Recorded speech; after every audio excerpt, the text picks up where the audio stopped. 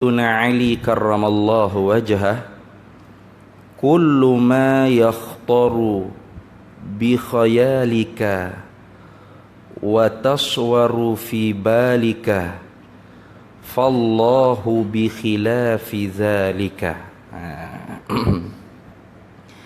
Ini semua ni dalam mentafsirkan hadis Sayyidina Ali, hadis mauquf awwaluddin ma'rifatullah atahnu.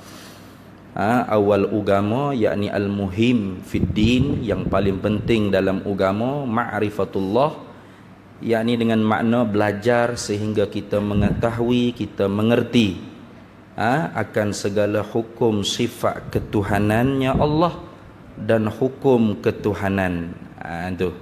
Itu makna mengenal Allah, bukan mengenal ilah, bukan mengenal hakikat zat dan hakikat sifat Allah.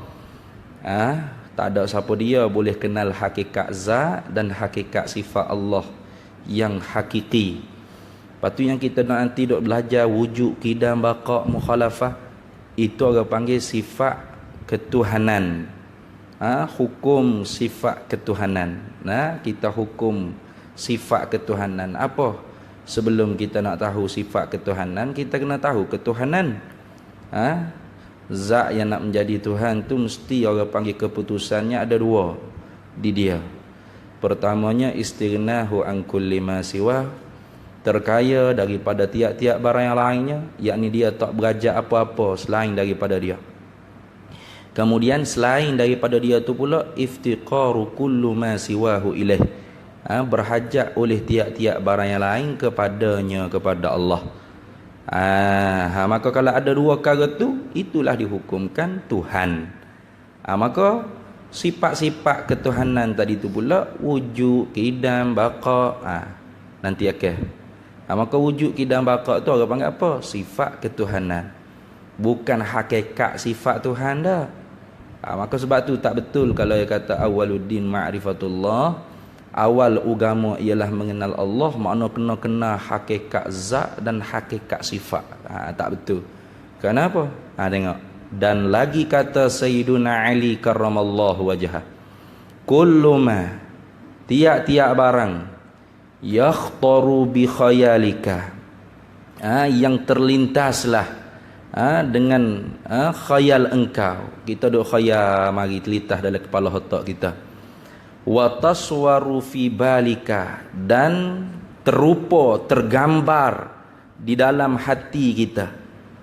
Maka fallahu, maka bermula Allah bi khilafi zalika, menyalahi, tak serupa, makna bersalahan, makna tak serupa akan demikian tu.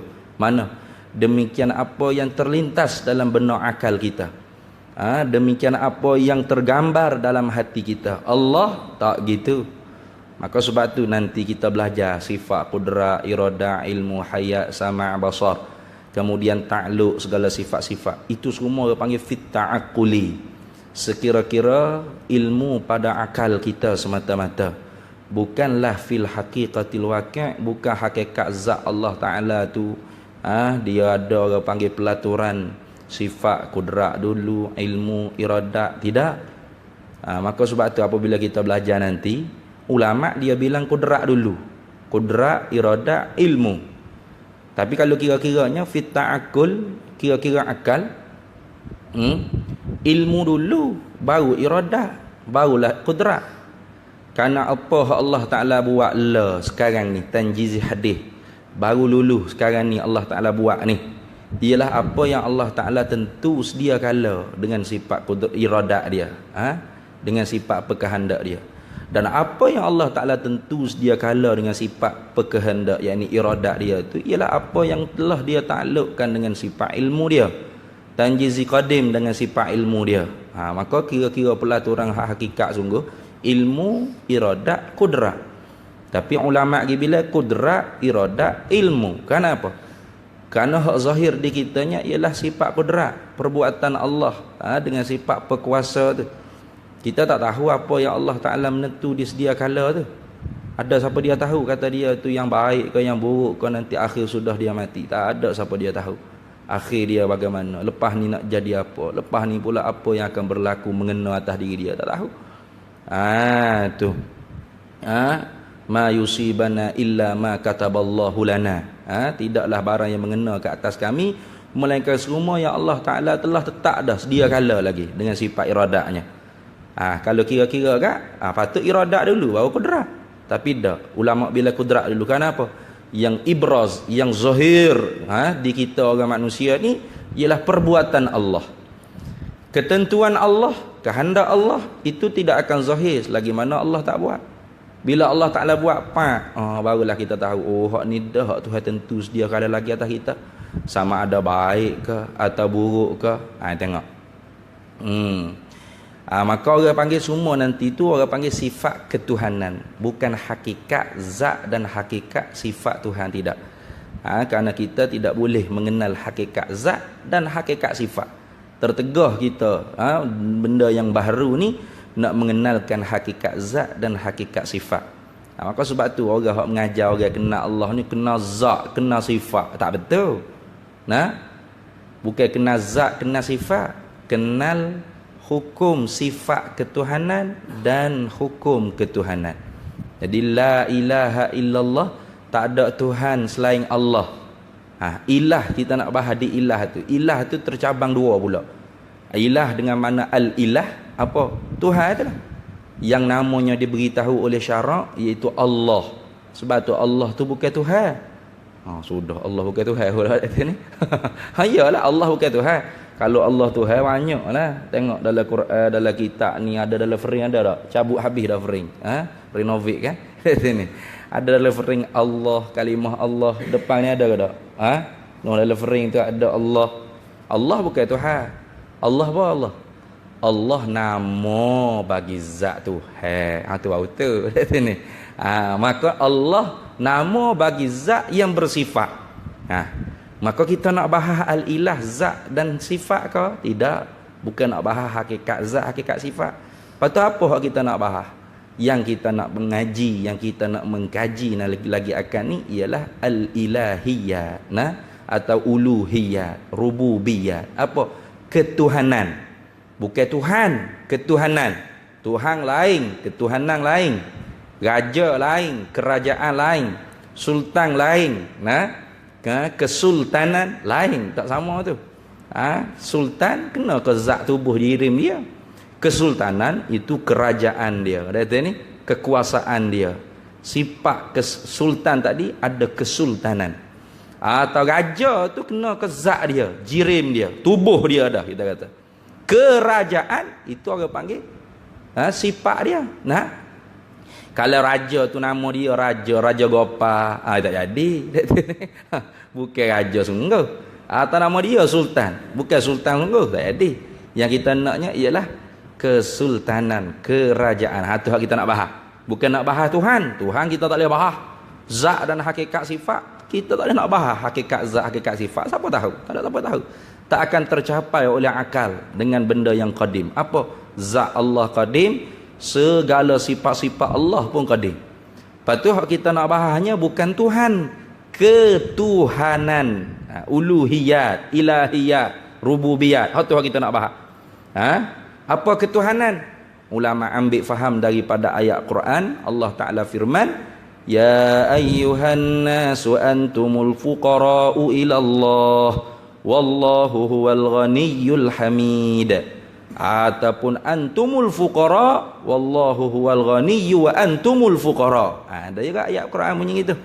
Yakni hei manusia, engkamu sekalian tidak dapat lepas daripada Allah. Fuqara, fakir, berhajat makna tak lepas. Satu gerak, satu diam, satu kelipan mata, satu hembusan nafas, satu gerak nadi, satu gerak jantung, bergerak orang panggil segala organ-organ tubuh kita ni semua tak boleh lepas dengan Allah. Satu zarah pun tak boleh lepas dengan Allah. Selain pada Allah semua berhajat pada Allah yang tak boleh lepas dengan Allah. Wallahu, dan bermula Allah ghani, dia yang terkaya, dia tak berhajat apa-apa, terlepas serba-serbi daripada makhluk, daripada selain daripada dia. Maka ulama ambil faham daripada ayat ni, ketuhanan-ketuhanannya hukumnya ialah istighnahu an kulli ma siwahu wa iftiqaru kullu ma siwahu ilaih. Dia tak berajak gapo-gapo, Moga lain tak boleh lepas dengan dia. Tu orang panggil ketuhanan. Kalau ada ketuhanan di batang tiang, layak jadi Tuhan. Sini. Layak tak tiang ni nak jadi Tuhan? Tak layak. Kenapa? Kerana tiang ni nak boleh ada dia berajak pada yang mengada. Tengok. Bermakna dia bukan wajibal wujud, dia mumkinul wujud. Tu bik sifat wujud Nah, pada dia tiang ni boleh jadi Tuhan tak? Ada dia tu sedia kala tak? Dah. Ada dia ada permulaan bagi ada. 1400 tahun mula tak ada surat At-Taqwa ni. Berapa puluh tahun baru surat At-Taqwa ni, berapa puluh tahun kira-kira? Bila? 20 tahun. 20 tahun. Belum pada 20 tahun ada tak? Tak ada. Bermakna ada surat beranak surah ni. Tiang ni ada surat beranak. 20 tahun dulu surat beranak dia. Bermakna sebelum pada tu dia tak ada. Ada dia tu lalu kok tak ada. Baru. Tiap-tiap benda baru berajak pada yang ada. Maka tiang bukan Tuhan. Terluput sifat kidam. Tengok. Pas tiang ni kekal gini ke? Tak, tengok. Boleh renovate, boleh buat peracur kelik. Kita berasa nak buat besar lagi surah ni. Naik tarah dari masjid. Putus habis. Pakat semaya rumah lah kau semua. Cuti semua kuliah. Apa? Buat masjid pula. Habis tak ada tiang ni. Atau lagi akan binasa dengan sebab kiamat. Habis. Bermakna terima binasa. Tidak kekal. Tu berajak kepada yang membinasakan dia. Tengok. Pas tiang ni serupa tak dengan tiang tu? Serupa weh. Orang tak kata ini tiang tapi bukan tiang. Itu pening cakap macam Wahabi tu. Ini tangan tapi bukan tangan. Tuhan ada tangan tapi bukan tangan. Tuhan ada muka tapi bukan muka. Tuhan ada kaki tapi bukan kaki. Gapo? Nyepak apa panggil? Tak ada gitu. Dia tangan ni tangan. Tuhan ada tangan tapi bukan tangan. Tangan tapi tak serupa dengan tangan kita. Patut tak serupa dengan tangan tu serupa dengan apa? Serupa dengan tayar kereta. Tak panggil tangan, apa panggil tayar. Dia tangan ni tangan. Tak bentuk tak serupa. Bermakna Tuhan berbentuk. Cuma kaifiat tak serupa. Apa tangan kita dengan tangan beruk tak serupa. Itu ni.